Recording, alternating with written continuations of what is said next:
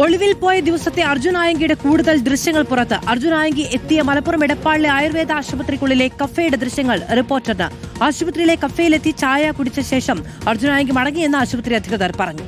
ദൃശ്യങ്ങളാണ് നമ്മളിപ്പോൾ കാണുന്നത്.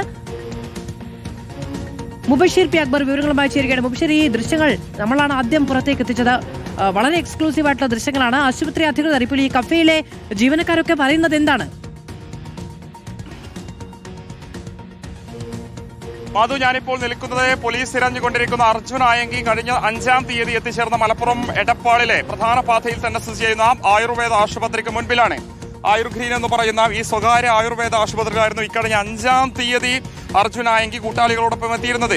ഈ മേഖലയിലെ തന്നെ പ്രദേശവാസികളായുള്ള അർജുൻ ആയങ്കിയുടെ 4 കൂട്ടാളികളാണ് അർജുൻ ആയങ്കിയെ ഇതുവഴി കടന്നു പോകുന്നതിന് അല്ലെങ്കിൽ ഒളിവിൽ പോകുന്നതിന് സഹായിച്ചെന്നുള്ളത് മനസ്സിലാക്കാൻ സാധിക്കുന്നത്. ഉണ്ണിത്തൂവൂരിന്റെ ദൃശ്യങ്ങൾ നമുക്ക് കാണാൻ സാധിക്കും. ആശുപത്രിക്കുള്ളിൽ നിന്നുള്ള ദൃശ്യങ്ങളാണ്. അവിടെ നിന്നും നമുക്ക് ദൃശ്യങ്ങൾ പകർത്തുന്ന ചില നിയന്ത്രണങ്ങൾ ആശുപത്രി അധികൃതർ പറഞ്ഞു. അവരോട് സംസാരിക്കുമ്പോൾ വ്യക്തമാക്കുന്നത് ഈ ആശുപത്രിയിലെ കഫേയിൽ കഴിഞ്ഞ ദിവസം അർജുൻ ആയങ്കി എത്തിയിരുന്നു.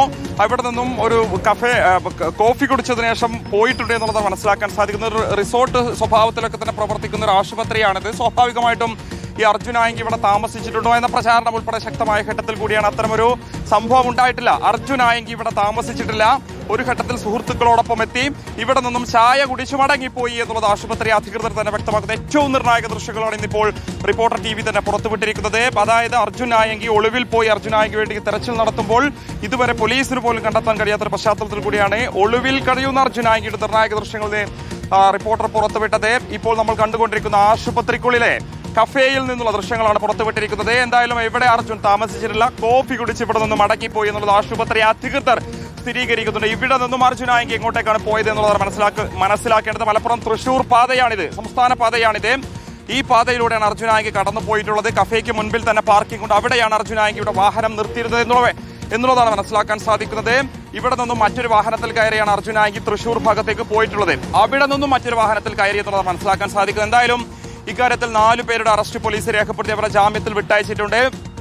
അതോടൊപ്പം തന്നെ ഏറ്റവും പ്രധാനപ്പെട്ട വിവരം, മലപ്പുറം ജില്ലയിലെ തന്നെ വിവിധയിടങ്ങളിൽ കേന്ദ്രീകരിച്ച് സ്വർണ്ണക്കടത്ത് പ്രവർത്തനങ്ങൾ നടത്തുന്ന ചില സംഘങ്ങളുടെ സഹായം ഉൾപ്പെടെ വടക്കൻ കേരളത്തിൽ ഒളിവിൽ കഴിയുന്ന അർജുൻ ആയങ്കിക്ക് ലഭിച്ചു എന്നുള്ളതാണ് നമുക്ക് മനസ്സിലാക്കാൻ സാധിക്കുന്നത്. കഴിഞ്ഞ ചില സ്വർണ്ണക്കടത്ത് കേസുമായി ബന്ധപ്പെട്ടൊക്കെ തന്നെ അർജുൻ ആയങ്കിയുടെ പേര് നമ്മൾ കേട്ടതാണ്. ഏറ്റവും ഒടുവിൽ കരിപ്പൂരിലെ സ്വർണ്ണക്കടത്ത് കേസുമായി ബന്ധപ്പെട്ടും അർജുൻ ആയങ്കിക്കെതിരെ ആരോപണമുണ്ടായിരുന്നു. അത്തരത്തിലുള്ള ചില സംഘങ്ങളുടെ സഹായം ലഭിച്ചു. അതിനിടയിലാണ് ഞാനിപ്പോൾ നിൽക്കുന്ന ആയുർഗ്രീൻ ആശുപത്രിയിൽ നിന്നുള്ള ഏറ്റവും പ്രധാനപ്പെട്ട ദൃശ്യങ്ങൾ കൂടി റിപ്പോർട്ട്. ഈ കഫേയിൽ നിന്നുള്ള ദൃശ്യങ്ങളാണ് നമ്മൾ രാവിലെ പുറത്തുവിട്ട ദൃശ്യങ്ങൾ. ആ കഫേയുടെ മുന്നിൽ അവിടെ വന്ന് ചായ കുടിച്ച് മടങ്ങുകയായിരുന്നു അർജുൻ ആയങ്കി. അർജുൻ ആയങ്കിയെ ഇപ്പോഴും കണ്ടെത്താൻ പോലീസിന് സാധിച്ചിട്ടില്ല.